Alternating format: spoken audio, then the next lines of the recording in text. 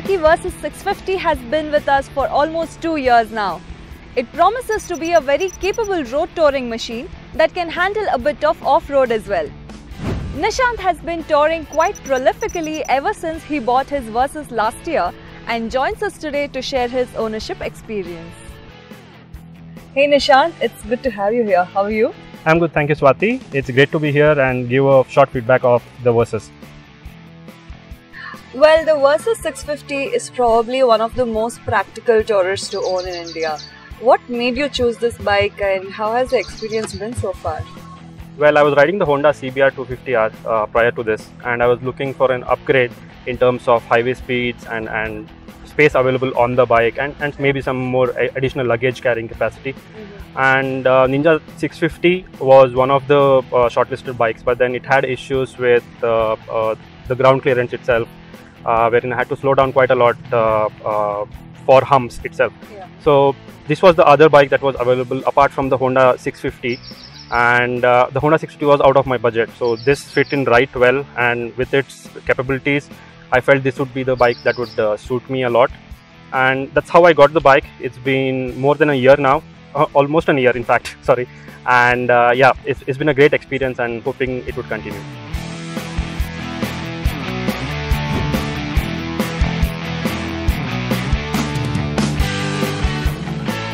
Alright, so now our viewers would like to know how has your experience been in terms of performance, handling and braking of the bike? So this is a 650cc 69 bhp bike, and then I think it's sufficient power for our conditions. It can be highways or rural roads or even some of the off-roads that we have. Right. So this is good enough power, and the torque is very good in this. Can pull up good speeds through any gear, very less gear shifts required. And coming to the handling part, the Showa folks on the front, those are separate function folks. They do a very good job in cutting down the bad road, passing through your body in fact, and hitting your back more specifically. And the rear shocks are also adjustable as well. So these give you the flexibility to tune the shock absorbers for bad roads and for highways, as well as some of the winding roads that we have when we go through the hills. So that actually is a very good feature of the bike, wherein you can adjust according to your requirement and not what the manufacturer has said. Okay. Coming to the braking part, yes, it of course has the ABS, which is a major plus point of the bikes.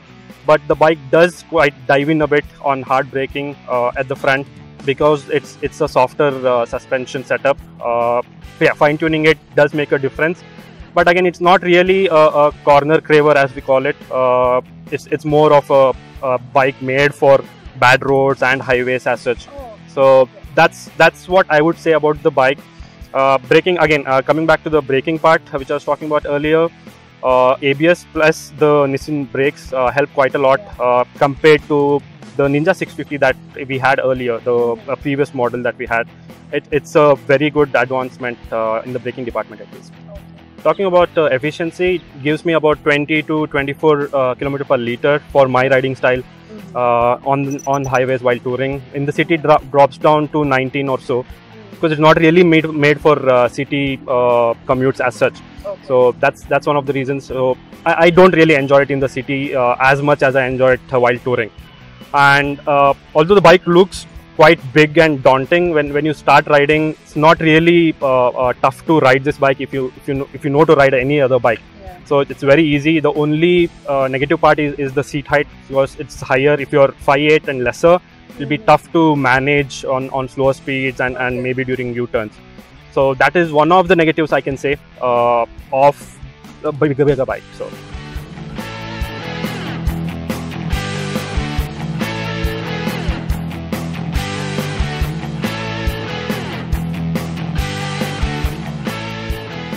Alright, let's talk about maintenance now.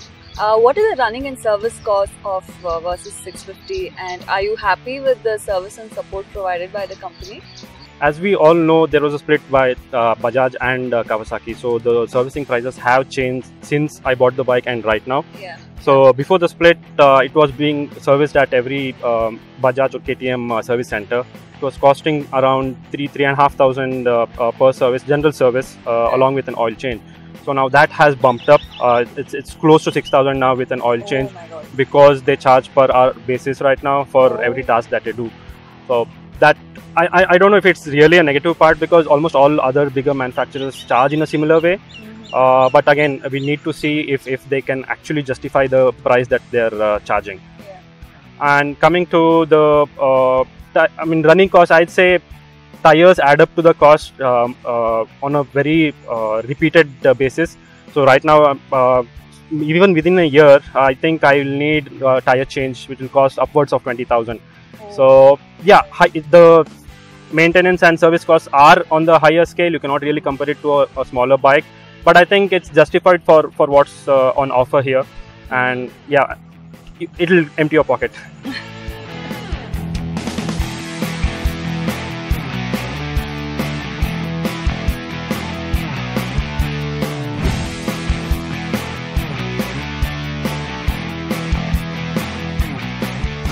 Alright, so finally, do you suggest any changes or modifications to make the bike and the ownership experience any better?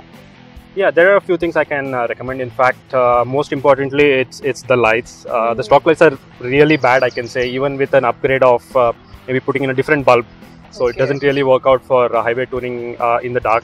So adding auxiliary lights will make a lot of difference. Right now, I have some cheap eBay lights on it. But then there are very good brands available from 20 to 30,000, which really light up the road pretty well, and the bike can support it as well. It has aux cables built in by the manufacturer itself, and yeah, you can have it plugged in. Additionally, charger, there are slots for charger on the bike, and a gear indicator as well. Although the gear indicator is not really available in India, but if you can source it from outside, it's a very good add-on.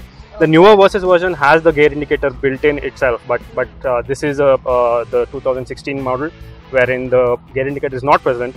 So that's a good add-on along with the charger that we have. So we have slots available for the charger and the gear indicator alongside the speedometer, which helps in having the devices in place than on the handle itself. Okay. And of course, you have the GPS mount, which you'll anyways need for any touring purposes. Right. And additionally, I'd say crash guards are one necessary element on this bike, because the plastics are a bit brittle for this kind of a bike.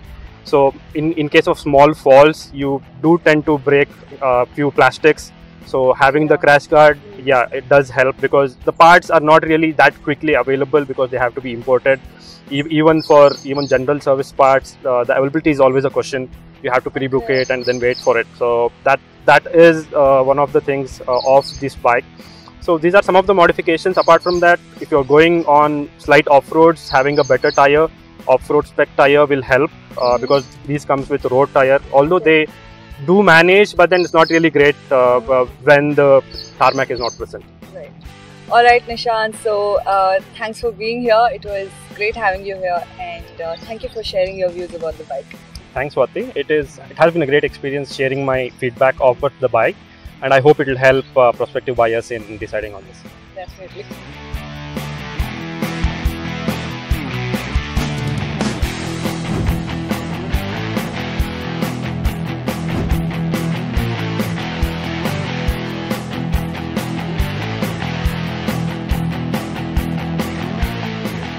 Well, the Versys 650 surely looks very capable.